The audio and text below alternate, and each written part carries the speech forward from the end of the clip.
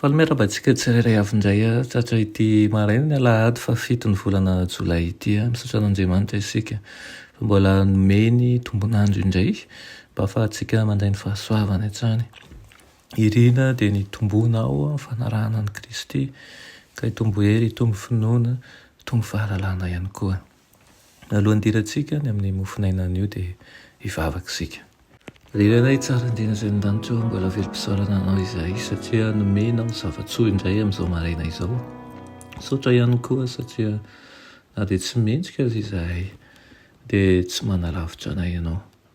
Angataka aminao Tompo mba hamela ny fahadisoanay sy ny loka rehetra. Tianay raha mba hitombo amin'ny fahamasinana anao hatrany izahay ka ny ratsy rehetra ao anatinay any ho esorinao tokoa. Tononona sy angatanay amin'ny anaran'i Jesosy. Amen. Raha teny mofinainantsika androany dia manao hery azo antoka.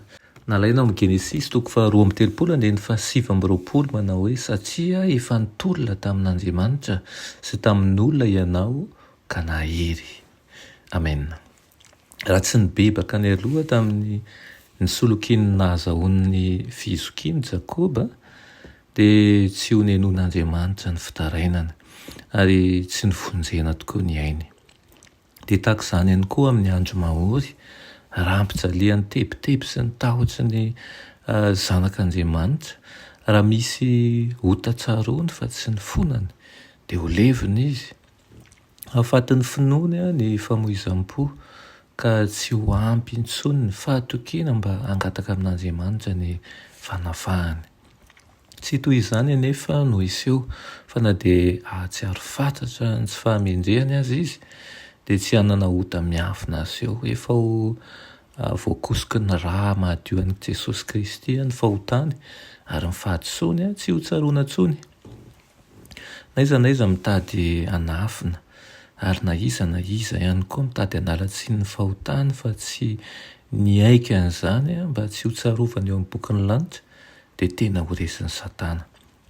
Kanefa kosa arakaraky ny fahatsarany fanekem-pinoany, arakaraky ny fahamboniany dia arakaraky izany ihany koa no azo aninina ny toetra ny eo anatrehan'Andriamanitra sy fahombiazany fahavalo.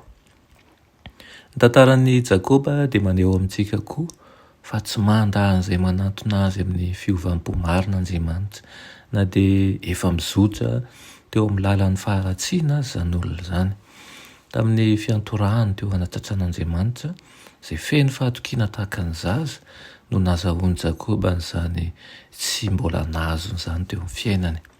Nampianarin'Andriamanitra azy fa ny hery sy ny fahasoavan'ny lanitra ihany no afaka hanome azy ny fitahiana ao anatin'ny tsodrano izay nirian'ny fanahiny, tsy ho faty izay rehetra manao an'izany ihany koa. Naresy tokoa Jakoba satria tsy niova fenitra izy sady naharitra. Ny fandreseny dia maneho amintsika ihany koa ny herin'ny fivavahana tao am-paharetana. Izao ny fotoana tokony izay ianarantsika ny atao hoe fivavahana mandresy sy ny atao hoe finoana izay tsy azo resena.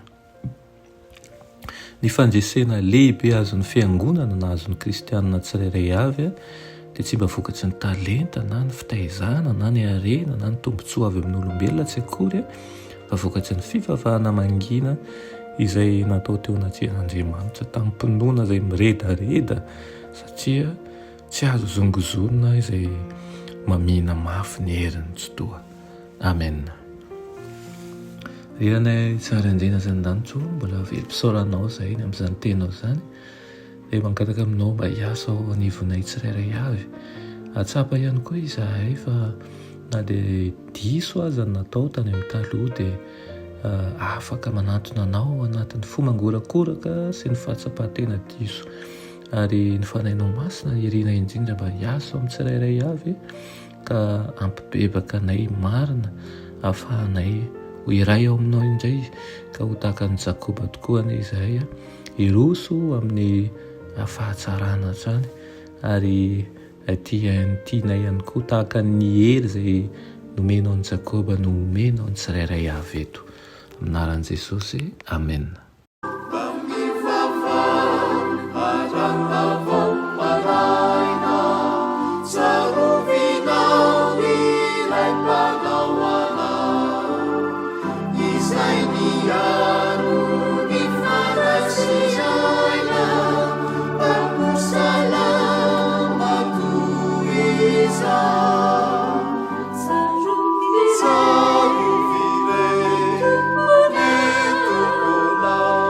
Sapiaro